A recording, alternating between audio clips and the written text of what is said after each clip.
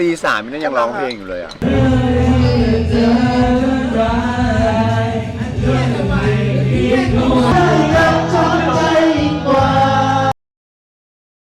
ใจไปไหนไปกันจะเปลี่ยวจะดึกก็ไม่กลัวก็กลับดึงก็เลยนึกไปเรื่อยเปื่อยเหน็ดเหนื่อยอยู่ในใจคนเดียวทุกวันเดินเข้าไปหัวใจมันสั่นถ้ามีใครเดินอยู่กับฉันคงถึงบ้านสบาย